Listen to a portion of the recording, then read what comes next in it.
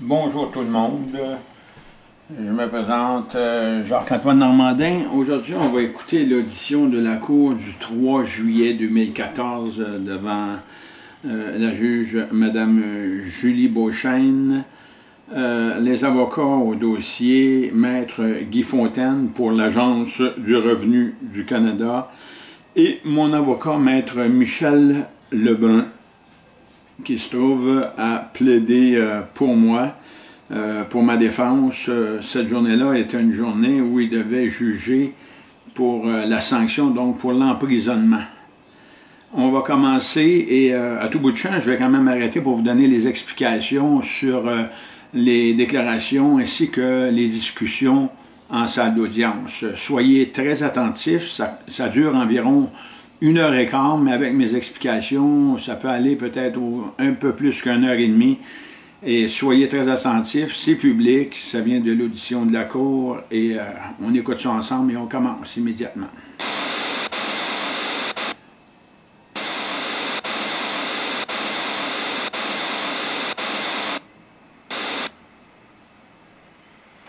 Des notes sténographiques. La page précédente étant la 12, je parle de l'avis d'audition qui avait été signifié à monsieur. L'audition du... Qui n'était pas une pièce déjà produite? Bien, la façon dont c'est écrit, la Cour, là, à la page 13, ligne numéro 8, donc on va le coter sous S1 et on va en donner une copie à monsieur. Ça, c'est l'avis d'audition. Et ça avait déjà été S1 là, à la page 10. Fait que je ne sais pas si on parle de la même pièce. Là. Mais je sais que l'avis d'audition, lors de l'audition expertée le 24 avril, je l'avais déposé. Il dit bien l'audition expertée. Expertée veut dire que c'était à mon absence. Donc, si expertée, c'est à mon absence, c'est qu'ils ont rendu jugement alors que je n'étais pas présent à la Cour. Et si je n'étais pas présent à la Cour, c'est parce qu'ils n'ont pas voulu respecter. Ils ont déconsidéré le jugement du très honorable juge François Godbout au dossier 200-22-028-373-041, ainsi qu'ils ont déconsidéré le jugement du juge de la Cour supérieure, l'honorable Feu Rénal Fréchette, donc il est décédé.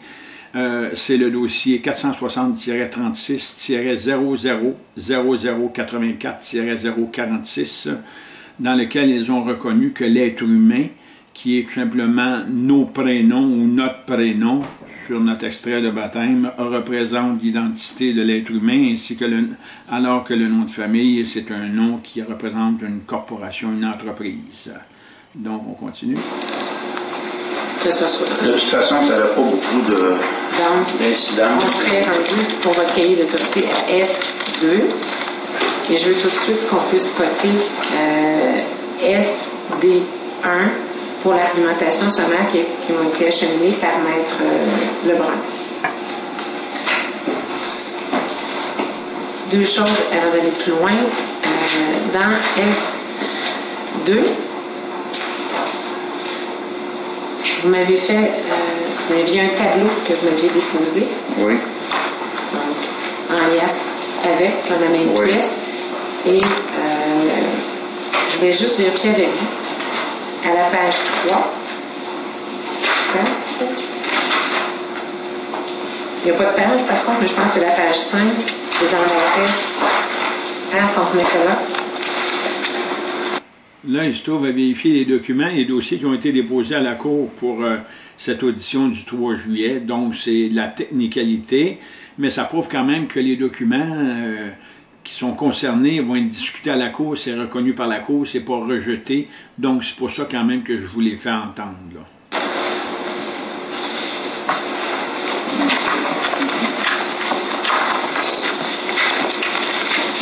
Qui était aussi une décision que vous m'avez déposée là, pour que j'en prenne connaissance. Vous me parlez de la page du tableau? Oui. Le tableau, est-ce que j'ai mis? Vous ne l'avez pas donné, M. Lebrun? Le tableau, c'est marqué sentence, article 238. Je pense pas avoir.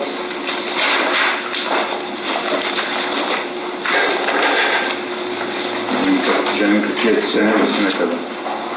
C'est un résumé des différents arrêts qui ont été déposés et d'autres qui n'y étaient pas. Et entre autres, l'arrêt que vous avez déposé. La page 3. J'étais à McKillop, et fin de la page 4.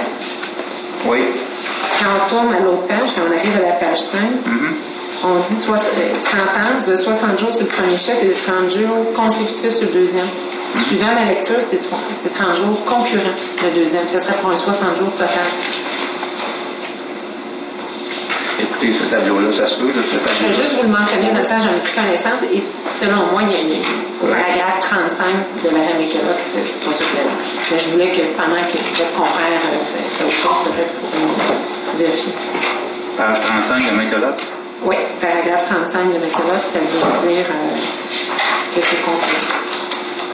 Donc, la peine, c'est des jours consécutifs d'emprisonnement, d'après ce que vous avez entendu. Ils ne sont pas décidés sur le nombre de jours, mais c'est ce qui devrait normalement être discuté aujourd'hui à l'audition de la Cour, c'est-à-dire à l'audition de la Cour du 3 juillet dernier, donc jeudi. On est aujourd'hui lundi, le 7 juillet 2014.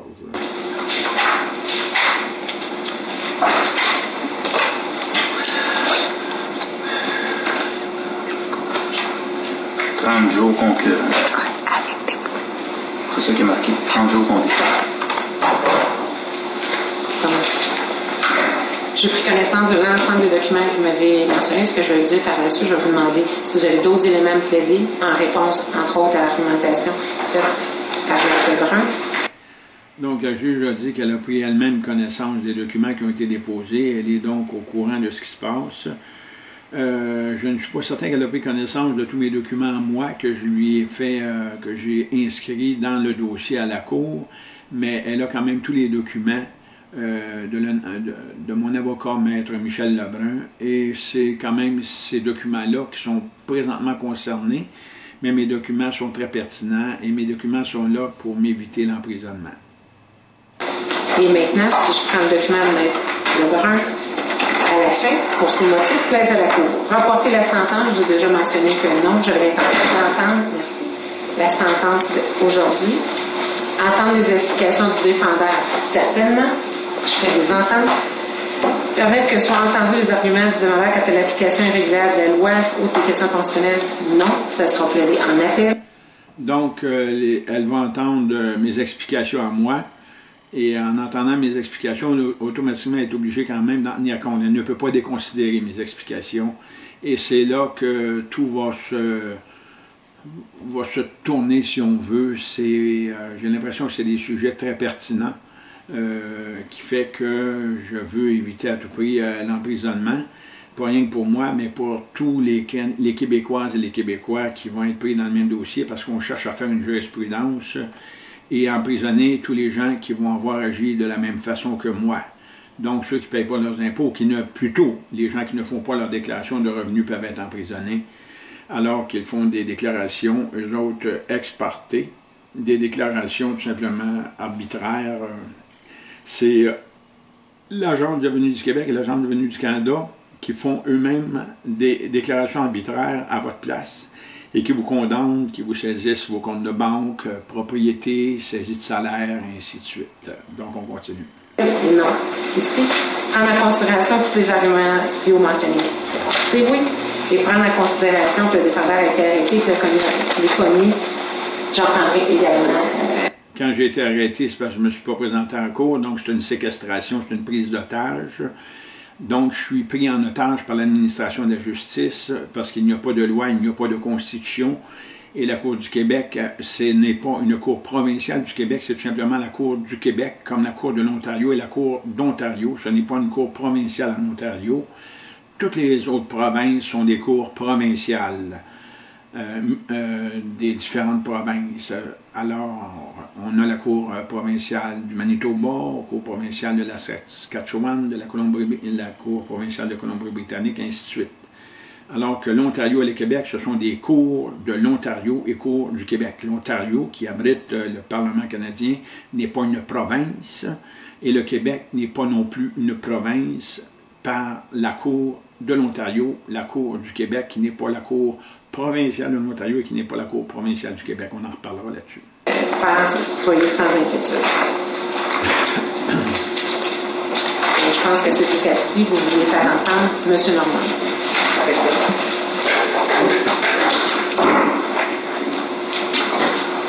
Et faites juste pour tout le monde un message, j'ai l'intention à la fin de prendre le temps de délibérer, de rendre une décision soit écrite, soit verbale à une autre date. Ça ne sera pas rendu sur le banc aujourd'hui. J'ai l'intention de faire probablement une décision écrite. Donc, je procède à la sermentation. Posez votre main droite sur la Bible. Je vais vous dire la vérité, toute la vérité, rien que la vérité. Dites je jure. Écoutez, je ne veux pas être assermenté sur la Bible. La première fois, c'est une déclaration. Je vais faire l'affirmation. Une affirmation solennelle. Soit que je fasse une déclaration comme à l'Assemblée nationale ou une affirmation solennelle comme vous m'avez demandé. Je vais recommencer. L'affirmation? Oui, je vais recommencer, écoutez-moi. Oui. Affirmez-vous solennellement de dire la vérité, toute la vérité, rien que la vérité. Dites je l'affirme solennellement. Je l'affirme solennellement. Votre nom? Jacques-Antoine de la famille Normandin, représentant autorisé de Jacques Normandin. Votre âge? 63 ans. Votre adresse? Le 114 boulevard des Vétérans, à Cowansville. Chaque fois qu'on donne ces informations-là, on entre en contrat avec la Cour et automatiquement, vous êtes considéré non pas un humain, mais une personne physique qui n'a pas de vie humaine, sauf que la Cour ne veut pas vous dire que vous êtes le représentant du prévenu, donc vous êtes le représentant de l'accusé, vous n'êtes pas l'accusé lui-même, vous êtes le représentant de l'accusé, tel que l'a décidé l'honorable juge François Godbout au dossier 200-22-028-373-041, et tel que l'a confirmé le juge de la Cour supérieure du Québec, l'honorable juge Feu Rénal Fréchette au dossier 460-36-0084-046. Et votre occupation? Je suis bricoleur maçon. Merci.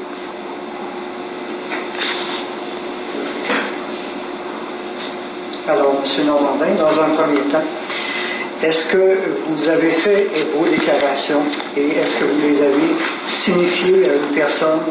Ça, c'est mon avocat qui pose des questions, là, à moi. À l'agence? Oui, les déclarations ont été faites telles qu'on me l'a demandé. Écoutez, d'une façon ou d'une autre, c'était pas la question que je voulais pas faire de déclaration.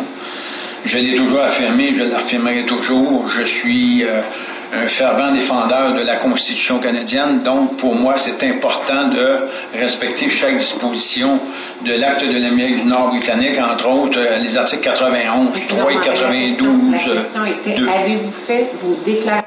Là, la juge Julie Beauchesne m'interrompt parce qu'elle ne veut pas avoir d'explication.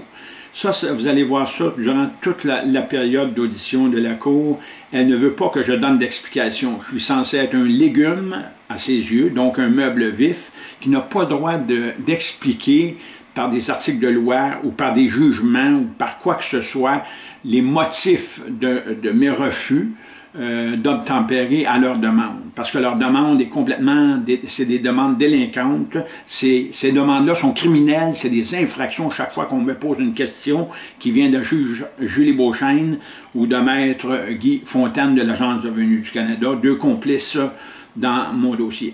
Oui. Oui. Oui. Parfait. Vous les avez transmis à qui et quand? À Mme Provencher. C'est Mme Micheline Caron qui se trouve à être la comptable, parce que moi, je ne connais pas ça.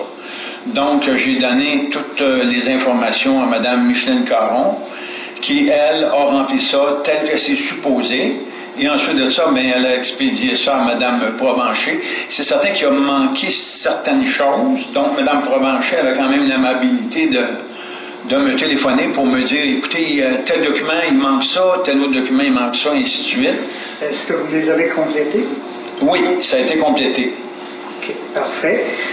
Je comprends que vous n'avez pas signé vos déclarations. Est-ce que vous pouvez nous expliquer ce qu'il en est de ça? Écoutez, ce qui est arrivé, c'est que j'ai étudié érudit de Jean-Charles Bonenfant, donc j'ai le droit de le faire.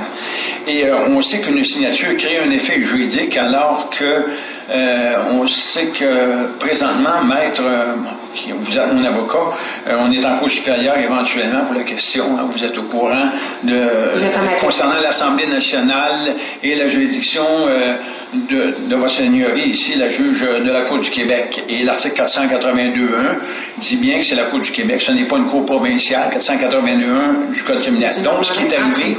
Dans cette partie. Oui, je sais, mais... C'est que vous n'avez pas signé. C'est ça. Vous êtes en train de me dire que vous vous éloignez du sujet. Elle m'interrompt encore parce qu'elle ne veut pas que ce soit écrit à la Cour, que ce soit dit à la Cour, que la Cour du Québec, ce n'est pas une cour provinciale et que le Québec n'est pas une province. Le Québec n'a pas le droit de juger. Il n'a pas le droit de juger à la Cour provinciale. Et si c'est la Cour d'appel, en vertu de l'article 812 du Code criminel, la Cour d'appel reconnaît au Québec un statut de province contre la loi E20.2 du Québec, qui est la loi sur l'exercice des droits fondamentaux et de la prérogative du peuple du Québec et de l'État du Québec. État veut dire pays. Donc, le Québec, c'est un pays depuis l'an 2000, mais moi, je fais les explications nécessaires pour démontrer que le Québec est un pays depuis 1968, à l'époque de l'Union nationale de Jean-Jacques Bertrand. On continue. Je n'ai pas signé ma déclaration parce que... Parce que, éventuellement, je croyais que créer un effet juridique dans un système où ce n'est pas juridique, bien, je ne pouvais pas me le permettre, mais par contre, si on m'oblige, parce que vous savez que la menace d'emprisonnement, on peut faire n'importe quoi. Vous savez, quand on me menace d'être emprisonné, demandez-moi n'importe quoi, je vais le faire. C'est l'article 13, et la signature, c'est l'article 1399 à 1406 du Code civil, qui fait que par la menace, oui, je peux signer n'importe quoi, il n'y a aucun problème avec ça. Est-ce que vous avez déposé un document annexé à vos déclarations? Oui, j'ai justement affidavit circonstancié. Et ce qui arrive, c'est que la signature qu'il y a sur les formulaires de déclaration, ma signature, c'était affidavit circonstancié jumelé. C'était ça ma signature. C'est certain que si vous ne voulez pas tenir compte de l'affidavit comme tel, ça c'est votre choix. Mais la signature, ça peut être n'importe quoi. On ne peut pas me demander ou m'exiger. Alors aujourd'hui, oui. Si Mme la juge vous demande de signer vos déclarations, est-ce que vous allez les signer? Certainement. Voyez-vous, quand je dis je vais les signer, c'est que je vais faire un barbeau au lieu d'écrire affidavit circonstancié. Pourquoi? Parce que je suis sous la menace d'emprisonnement. Comme je leur ai dit, je vais faire n'importe quoi. N'importe quoi pour ne pas être emprisonné. Et automatiquement, tous les contrats s'annulent, même le procès s'annule. Elle le sait. Donc, on continue. C'est sur la menace et je vais le signer, c'est certain. Maintenant, si on retourne un petit peu dans le passé, Maître Fontaine a mentionné qu'il y avait eu plusieurs tentatives de signification. Oui. Est-ce que vous pouvez nous dire si vraiment vous avez été signifié ou si vous avez rencontré des huissiers de justice? Oui, certainement. Ça, écoutez, c'est certain qu'il y a eu des courriers recommandés qui ont été déposés, mais un courrier recommandé, moi j'appelle au bureau de poste pour savoir qui. Et sur le courrier recommandé, c'est qui l'expéditeur, et s'il n'y a pas de nom d'expéditeur, et je ne connais pas le contenu du document, automatiquement, je ne prends pas le courrier recommandé. Pourquoi? Parce que automatiquement, ça implique par la signature un côté juridique qui fait que je deviens responsable du contenu de quelque chose que je ne connais pas et qui vient de qui, je ne le sais pas. Et le bureau de poste, mais ils ne veulent pas me dire de qui vient le courrier recommandé. Donc, automatiquement, je ne le prends pas. D'autant plus que ça crée un effet juridique dans un Québec qui est un État, donc il n'y a rien de juridique, il n'y a rien qui a un effet de droit au Québec. C'est l'article 24, 32 et 33 de la Charte canadienne qui dit qu'il n'y a pas de droit, il n'y a pas d'effet juridique dans quoi que ce soit au Québec, de même que l'article 28, 58 du Code civil qui dit qu'il n'y a rien de juridique, il n'y a aucun effet de droit dans quoi que ce soit ici au Québec. C'est pas une mauvaise foi, c'est tout simplement une prudence que j'ai de ne pas prendre un courrier. C'est comme quelqu'un qui m'appelle et c'est écrit anonyme sur le téléphone, je ne réponds pas. Quand c'est anonyme, je ne réponds pas. Je n'ai pas à répondre sur un appel anonyme. Parfait. Maintenant, tout ce qui a été dans vos déclarations personnellement, tout ça maintenant c'est fait. Hein? Certainement. Toutes les déclarations sont faites. Oui, je l'ai fait, sauf que quand j'ai fait les déclarations, ça fait longtemps que je demande qu'on me fournisse ces amendements constitutionnels qui me permettent de constitutionnaliser mes déclarations d'impôts, autant du côté fédéral que du côté de l'État du Québec. Mais on n'a jamais fourni. J'ai expédié 21 télégrammes pour me demander les asserments constitutionnels qui me permettent de constitutionnaliser mes déclarations. On n'a jamais voulu le faire. Donc, c'est de bonne foi que je les ai remplis. Ça, je ne les ai pas remplis par la menace. Ça, je vous le dis, Votre Seigneurie, je les ai remplis parce que je crois à l'acte de l'Amérique du Nord britannique, je crois à la Constitution du Canada ici. Et vous avez envoyé ces télégrammes-là? Voyez-vous, comme j'ai dit, étant donné que je crois à la Constitution du Canada, elle n'est pas supposée d'avoir été violée par qui que ce soit. Automatiquement, quand j'ai dit que j'ai signé les déclarations de revenus, c'est que jusqu'à ce moment-là, jusqu'au 3 juillet, la semaine passée, dans mon livre à moi, il y a des amendements constitutionnels qui sont censés porter l'égalité à mes déclarations, alors que c'est faux, ils ne veulent pas y répondre. Et là, c'est encore une façon de demander au gouvernement, de demander aux juges et aux avocats du barreau du Québec de me prouver que tout ce que je fais, c'est constitutionnel en matière de fiscalité, donc mes déclarations de revenus sont constitutionnelles. Ils sont obligés de me répondre à mes télégrammes, sinon ça va leur coûter très cher et c'est de l'argent qu'ils vont remettre au peuple. Je continue. Oh mon Dieu, j'ai plusieurs noms. Entre autres, Elisabeth Corté, le juge Elisabeth Corté, qui se trouve être juge en chef de la Cour du Québec, présidente du Conseil de magistrature du Québec, et Mme Beverly McCaughlin aussi, qui est le... Juste au niveau fédéral, au niveau de l'impôt, vous avez expédié des... j'ai expédié justement Maître Richard Montroy, T-R-O-Y. Je ne sais pas si on dit Montreuil ou... Moi, je dis Richard Montreuil, mais c'est M-O-T-R-O-Y, qui se trouve être le sous-commissaire adjoint de l'Agence du revenu du Canada, qui est un membre du barreau du Québec, ainsi qu'à Mme Provencher et Mme Dubé, Manon Dubé, qui étaient aussi dans le dossier. Donc, c'est certain qu'eux ont reçu ça, et je l'ai même expédié à l'UPAC, donc je n'avais rien à cacher, j'ai expédié ça par télégramme. Il y a 21 télégrammes qui ont été expédiés depuis un bon bout de temps pour avoir les réponses à mes questions, et jamais personne n'a répondu à ça. Et les télégrammes, j'ai tous les accusés. Seulement pour être bien certain, là, oui. Les déclarations de revenus pour vous, personnellement, vous les avez faites. Certainement. Et pour votre compagnie? Ah, la compagnie, ça a écouté. Ce qui est arrivé, c'est que quand j'ai demandé l'ouverture de cette compagnie à numéro, Québec Inc., il n'y a pas des numéros en question, 91, 88 et quelque chose, ce qui est arrivé, c'est qu'ils m'ont demandé de remplir une déclaration initiale, donc la constitution de la corporation. Et je l'ai remplie. Et là, le registraire des entreprises m'a retourné le document en disant « ça, c'est pas bon ». Fait que moi, j'ai dit « non, vous n'avez pas le droit, c'est moi qui a fait la constitution de cette corporation-là comme fondée de pouvoir, hein, et non comme administrateur ou gestionnaire. » Et il n'a pas accepté, donc je n'ai pas donné suite à ça. Je n'ai jamais rédigé une déclaration initiale, donc de la constitution de ma corporation, et j'ai dit, non, moi ça ne fonctionne pas là-dessus. Oui. Est-ce qu'elle a eu des activités? Aucune. J'ai pas pu. Jamais. La déclaration initiale n'a pas été acceptée. Et ce qui est arrivé, c'est que avant de recevoir quand même ce refus, ce registraire des entreprises, je me suis présenté quand même à la Banque de Montréal, à la Banque Royale, excusez, pour ouvrir un compte bancaire, parce que quand j'ai ouvert la compagnie à numéro, c'est au nom de Jacques-Antoine Normandin, ils ne m'ont pas demandé de pièce d'identité pour m'identifier. Donc, moi, je lui ai apporté tout simplement le document ici, que je vais laisser quand même à la cour, parce que c'est la preuve. Et à partir de... C'est là que j'ai dit, Jacques-Antoine Normandin, le dossier du juge Godbout, il y a les notes sténographiques, tout est là. Et ils ont regardé ça, ils ont dit, ça, on ne peut pas. Fait que j'ai dit, écoutez, j'ai dit, moi, j'ai une compagnie, j'ai dit, mon nom, c'est ça, je veux qu'on respecte le document en question, je voudrais ouvrir un compte pour faire fonctionner la compagnie. Ils n'ont jamais voulu. Donc, je n'ai pas insisté, puis ça ne me donnait rien d'aller voir d'autres institutions financières. Alors, il n'y a eu jamais il y a eu jamais. d'activité. Impossible. Est-ce que vous avez transmis cette information-là à Mme Provencher ou à quelqu'un de l'agence comme toi? Tout dernièrement, je l'ai donné, justement, je pense que c'est dans mes affidavits circonstanciés que j'ai expliqué ça. Mais avant ça, est-ce que vous avez expliqué à Mme Provencher ou à quelqu'un d'autre de l'agence du revenu que ça n'avait jamais fonctionné, qu'il n'y avait pas eu d'activité. Savez-vous, maître, je n'ai pas pu donner l'explication précise là-dessus, parce que je voulais qu'on reconnaisse comme... parce que je ne voulais pas qu'on considère quand même le jugement et le dossier du juge Godbout. Donc, automatiquement, je voulais qu'on s'adresse tout le temps aux représentants de la compagnie, Antoine, alias Jacques-Joseph Pierre-Antoine Normandin.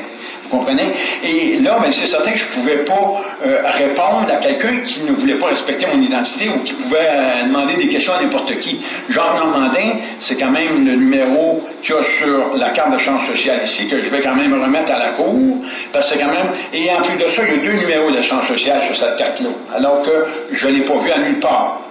Une carte de même, j'ai fait des recherches et c'est rare qu'on donne 2 numéros de chance sociale sur une carte d'assurance sociale. Et ça, je la remets quand même à la cour parce que je n'ai pas... Juste vous ramener. La question était, avez-vous produit des rapports requis par rapport à l'entreprise? Vous savez, ils n'ont pas accepté que je leur remette la carte d'assurance sociale, pourtant c'est leur propriété.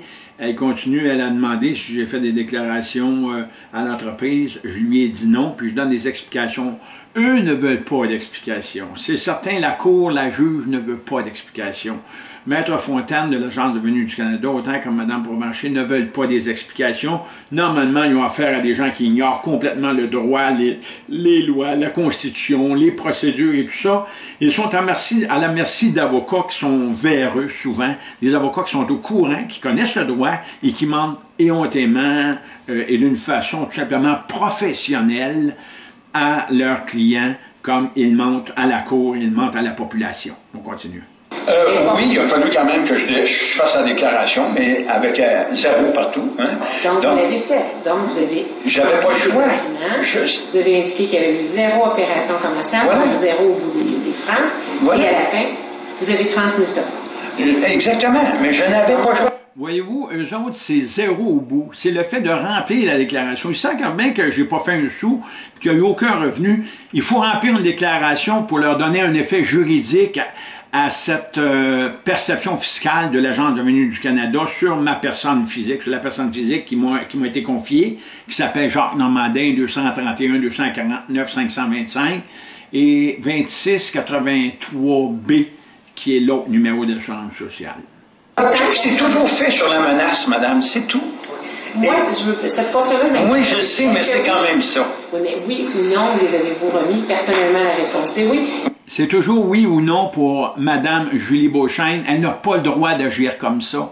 Julie Beauchesne n'a pas le droit d'agir comme ça, de m'interdire de faire connaître la loi, les articles de loi, le droit et tout ça. Elle n'a pas le droit de le faire et elle ne cesse de m'interdire, elle n'arrête pas de m'interdire d'énoncer les articles de loi et les explications nécessaires. Oui. Et pour l'entreprise, la réponse est oui également. Oui, c'est tout rempli, c'est tout complété, ça a été déposé, ça a été produit, je suis de bonne foi là-dedans. Et par rapport à vos déclarations de revenus, est-ce qu'il y a un revenu qui est très imposant? Est-ce que vous pouvez nous parler de ce...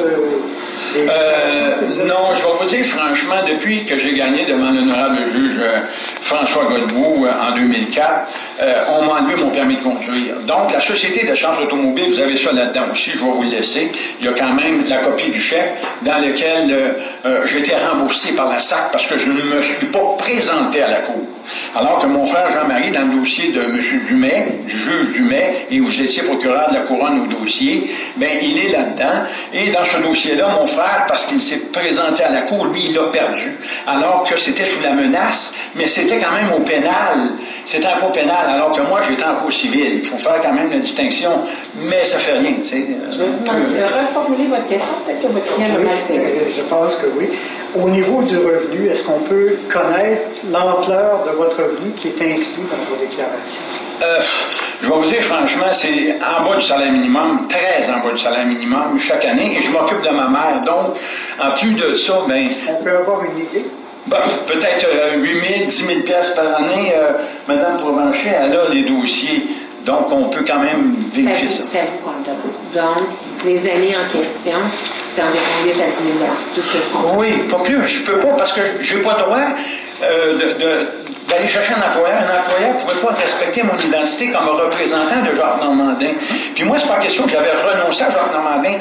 Et la Société d'assurance automobile du Québec, quand ils ont enlevé le permis de conduire de Jacques Normandin, Moi, j'ai dit, vous n'avez pas le droit de faire ça, parce que moi, je n'ai pas renoncé à Jacques Normandin. C'est ça le problème. Donc, je ne pouvais plus travailler. Ça fait 10 ans que j'ai plus de permis de conduire, j'étais un maçon, j'avais besoin d'un véhicule pour transporter mes échafauds, mes madriers, tout ça. J'ai toujours travaillé à mon compte en général. J'ai travaillé pour des citoyens à très très bon marché, d'accord? Et qu'est-ce que vous voulez, je suis un artisan, c'est tout. Mais là, on m'a enlevé toute capacité de pouvoir travailler. Et à partir de là, qu'est-ce que vous voulez, depuis Seulement pour résumer, là, alors oui. Je comprends qu'aujourd'hui, vous êtes prêt, en face de Mme la juge, à signer toutes les déclarations que Mme Provencher... Je n'ai pas le choix. Je n'ai pas le choix. Comme je vous dis, je le fais, mais on ne m'a pas donné la réponse sur la question de la Constitution. On ne m'a pas donné aucune réponse là-dessus. Mais sauf que je n'ai pas le choix. C'est l'article 1399 et suivant du Code civil qui fait que la menace fait que si je suis obligé de signer par menace, mais je vais signer. Faites-moi signer n'importe quoi, je vais vous signer.